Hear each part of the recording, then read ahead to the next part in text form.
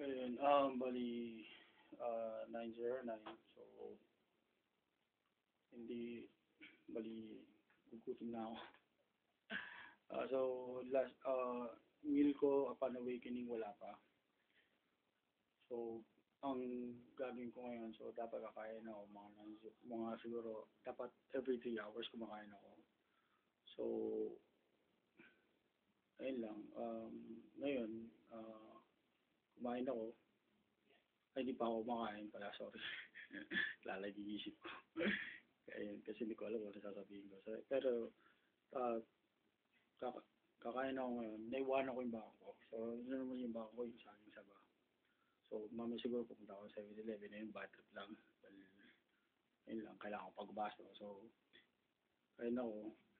Tapos, next na meal ko, probably siguro, mamaya bababa ako para